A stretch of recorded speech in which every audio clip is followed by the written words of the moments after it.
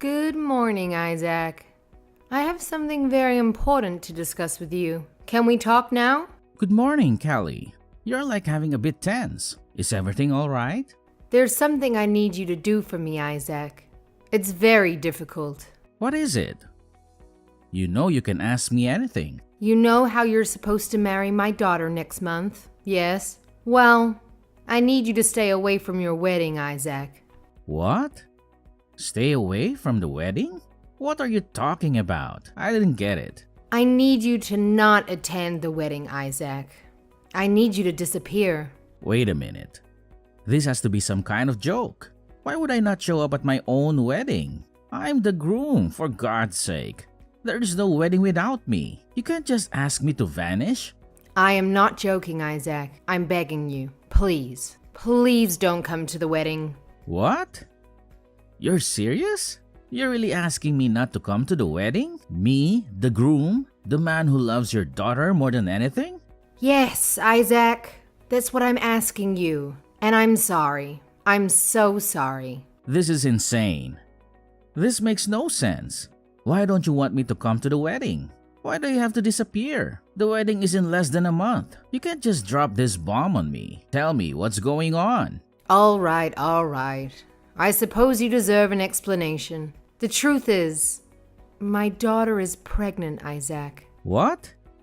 Paula is pregnant? Yes, she is.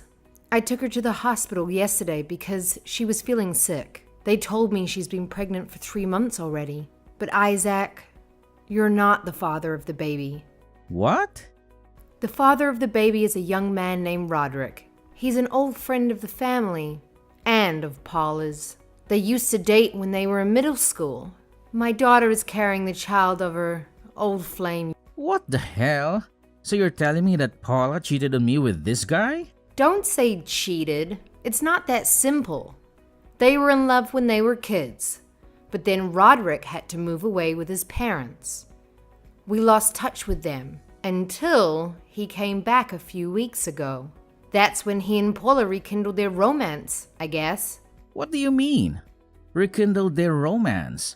She was engaged to me, remember? She said yes to me. I know. But things are complicated. And she's now pregnant. Now she says she wants to marry Roderick, and not you. He's her first love, Isaac, and her first boyfriend, and the father of the baby.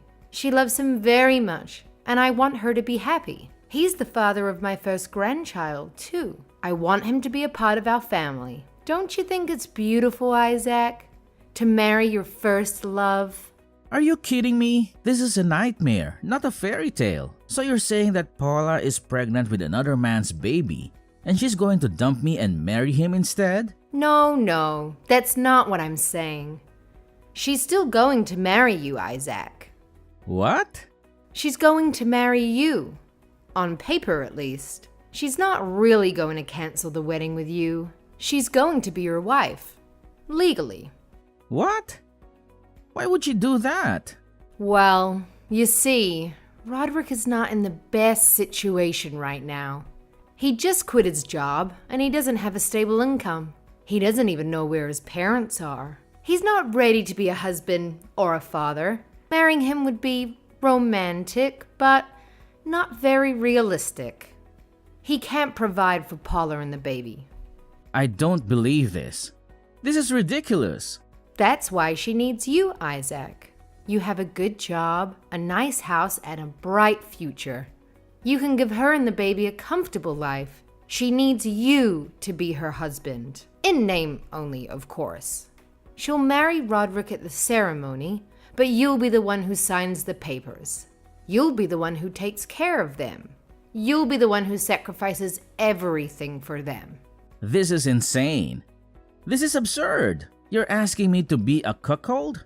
You're asking me to give up my love, my dignity, my happiness for a woman who betrayed me and a child who's not mine? How can you ask me to do that? How can you ask me to not come to the wedding and then ask me to be the husband? How can you ask me to do this? Oh, by the way, Paula has decided to raise her child with Roderick after the baby is born. So she wants to live with him in your new house. What? You mean the new house that I bought for me and Paula to move in next month? He's going to live in my house? Yes, that house. She wants to make it her home with her new little family, just the three of them. That's why you have to keep living in your old apartment or find a new one if you prefer. Hold on a second. This is too much. You're not only taking away my wedding, but also my new house? I paid for both of them, you know. I even got a loan for the house. Don't be so selfish.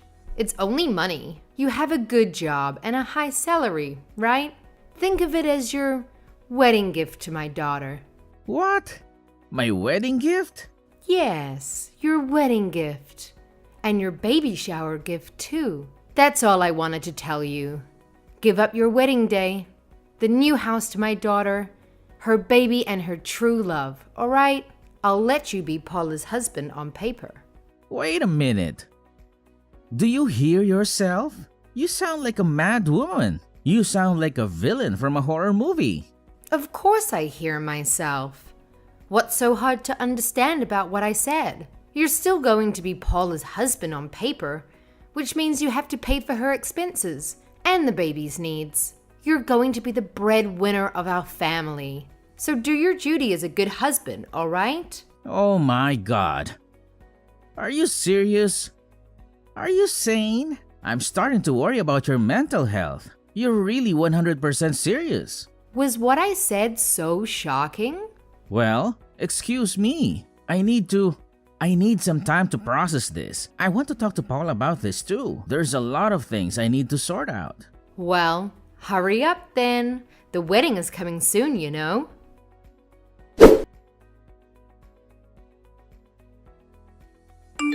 Paula, your mother told me everything.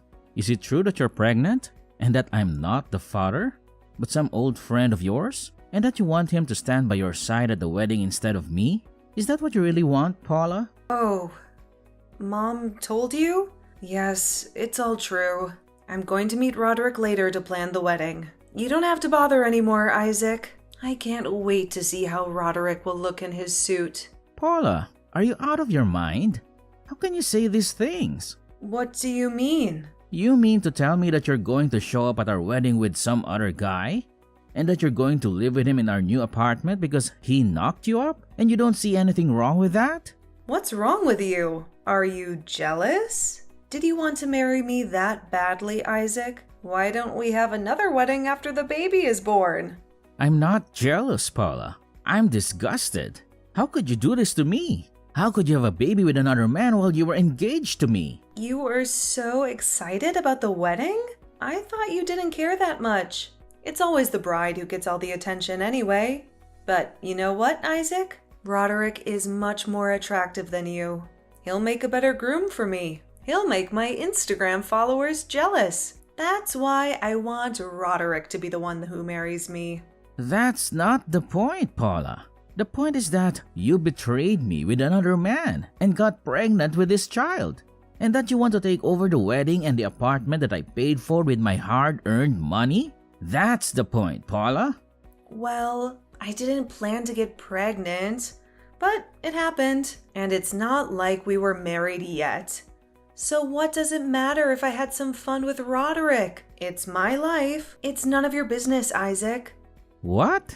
You're still going to be my husband, Isaac. Once we sign the papers, you'll be my legal spouse. So don't worry, okay? And as for me living in the new apartment with Roderick, it's for the sake of the baby. The baby that's coming. The baby deserves to be with his or her real father. Don't you agree? You can just help out as the second father, you know? What's the big deal? What do you mean, what's the big deal? How can you... Oh, and there's something else I need to tell you. Dad wants you to work harder for him once we get married. What? You already help out with the family business whenever you have some free time, right, Isaac? Well, once you marry me, you'll be part of the family for real. And that means you'll have more responsibility in the family business. Dad said he's going to give you more work. He even said he's thinking of expanding the business. So, you better be ready for that. Wait a minute. What are you talking about? He's going to give me more work? I was only helping him as a favor because he said he was short-staffed. That was my time off, Paula. I was working like a slave for him. And for free too. If he gives me more work, I won't have time for my own job. Well, he's having some trouble with his business, and he needs more help. That's what family is for, right? To help each other out.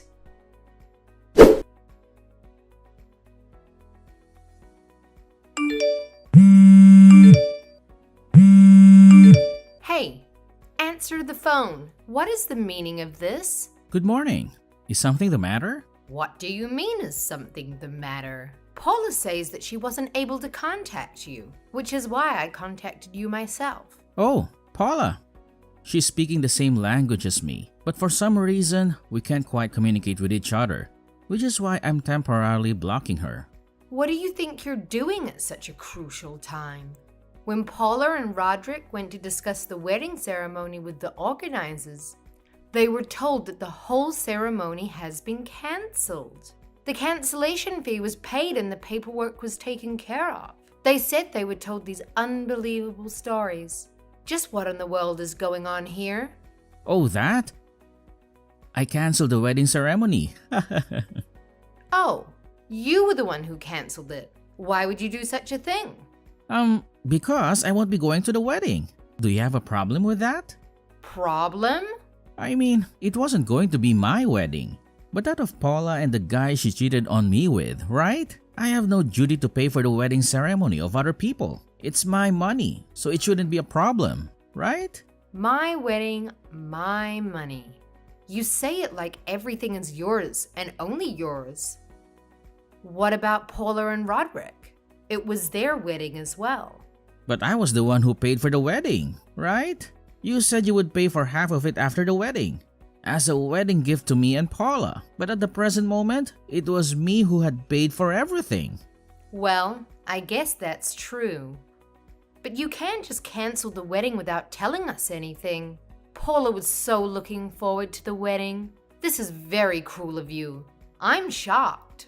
I was looking forward to the wedding as well, until last week when you told me not to come to it. Anyways, I'm not going to pay for the wedding of someone else. If you want to have a wedding, then have Paula and her friend pay for it. You just have to plan a new wedding from the start. But this wedding was in the making for a long time. It's such a waste. Do you realize what you've done? By the way, is the wedding ceremony the only thing you want to talk to me about? Is there anything else you need to say? Huh? What do you mean, anything else? There are a lot of things, right? Like how I sold the new apartment or stuff. What? You sold the new apartment? Yup. Luckily, I was able to get rid of the loan as well. A friend of mine works at a real estate company, so it was thanks to him. It was a well-positioned plot of land. So apparently, they were immediately able to find a buyer. What? Why would you do such a thing? That was supposed to be where Paula and my grandchild were going to live. I sold it because it was my house and land. I paid for everything over there as well, so it was my property. I have no use for a house I'm not going to live in. Your actions are so selfish. Just what are you thinking? Oh, speaking of selfish actions, I'm not going to be able to help you with your husband's business anymore. I got rid of everything that I made. What? The manuals and everything else that I introduced to optimize work efficiency, all of it. Both the physical and digital information, I deleted it. Tell your husband to have good luck with going back to the state the business was in before I came in to help. What? Why? What do you mean why? I was never even an employee of the company and was just an outsider. Isn't it up to me as to what I do with what I make? This is going to be bad for us. Now they won't even be able to go about everyday tasks. They can't expand their business either if they're going back to their former state. Don't you think that the fact that the business can't even go about everyday tasks now that they don't have the work I did for them just as the boss's daughter's fiancé? And that I was forced to do the work for no pay is a bit messed up. Come back and put everything back in its place. Everyone's going to suffer if my husband can't do his job anymore. Sorry, but I don't want to do any such thing. And what do you mean everyone's going to suffer? I'm certainly not and don't think the employees are either. because they're going to be quitting tomorrow. Huh? They're quitting? To be honest, the working conditions at your husband's company are perverse to the extreme. There aren't many employees, which means that each person has to do a huge amount of work. It's common for employees to work overtime until late at night, and they don't even get paid for it. The salary itself is low as well. Not to mention that your husband makes me a complete outsider to as much work, or even more as a regular employee. There are plenty of other things that probably touch on the law, which is why I told the employees about how much money they would be paid at other companies in the same industry, and about how employees are treated and how they're paid at my actual job. I even introduced them to a company an acquaintance of mine works at. I gave them the name card of a recruiter to this company as well, since apparently they were hiring. They seemed to be very happy with what I had done for them, and it seems they're all going to turn in their letters of resignation tomorrow at once. What? Hold on a minute. Apparently, they're going to use up all their paid vacation before they quit though. No one's going to come anymore. But how is my husband supposed to continue his business now? What are we going to do with no employees? What are you going to do about this? I don't know. It's not my problem what your husband does for now. Probably the Department of Labor Standards will decide what to do with him and his business, because I reported everything that was happening at your husband's company to them earlier today. What? What do you mean? The Department of Labor Standards? I went to the Labor Standards Inspection Office with proof of illegally long working hours and of unpaid overtime. They'll probably pay a visit sooner or later. Just what have you done? If the Department of Labor comes to inspect us, then the company will be truly ruined. Oh, so you did actually realize that what your husband was doing was illegal? Not only that, but what are our neighbors and relatives going to say when they find out? What am I going to tell my sister-in-law when the company that's been running for over 100 years collapses? It's all right. You don't need to worry about that. What? I already explained the situation to all your relatives, both about what happened to me and what happened with you people. What? That's none of your business. The wedding was cancelled, so I explained the whole situation to them in detail and also apologized for canceling the wedding so abruptly. I gave them printed out copies of you and Paula's conversations with me on text. They were actually quite sympathetic to what I had to say, but they accepted that the wedding had to be cancelled once I explained everything to them. They told me and Paula getting married was out of the question. Thank God the whole family isn't insane. Oh, wait. Marriage cancellation? So you're not even going to marry Paula anymore? Wasn't that obvious? There's no way I'm marrying Paula after everything you people did. The fact that this happened before we got married is the silver lining. Oh, I'll contact you again at a later time with the alimony for the marriage cancellation. A lawyer will probably get in contact with you. Please talk to my lawyer and not me directly from now on. Wait a minute. Why you? Do you think you can just get away with it after everything you've done to us? There's a baby inside Paula, and you went out of your way to destroy our company? How cruel must you be? You're saying you don't care about Paula or the baby? It's none of my business whether the whole house collapses or not. I'm scared by the very fact that people like you even exist. What? Both of you and Paula, who gets pregnant with another man even though she's getting married. And after that, says she's going to appear at our wedding ceremony with the other guy and live at the apartment that was supposed to be ours with him. And you, the parents who supported all of this madness and who treated me like some sort of slave. All of you should go to hell. What do you mean, treat me like a slave? We never meant to do such a thing.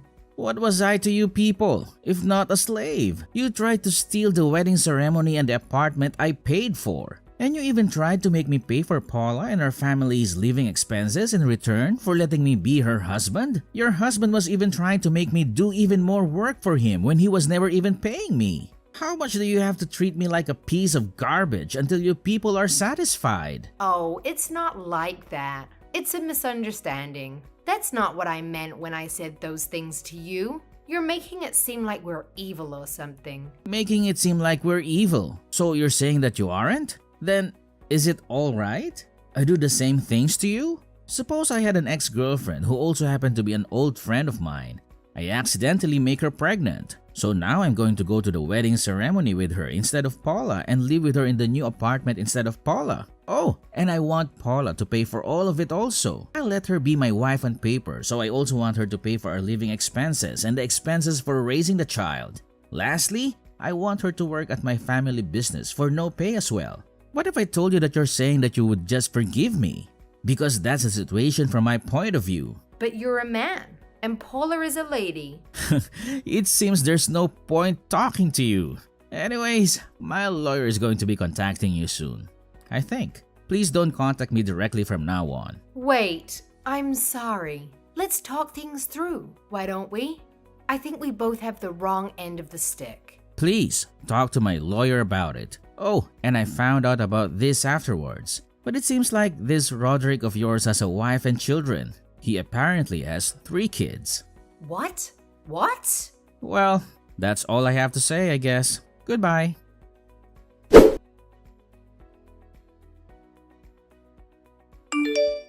After that, I cut off all contact with Paula and her family. I let the lawyer that my manager recommended handle everything.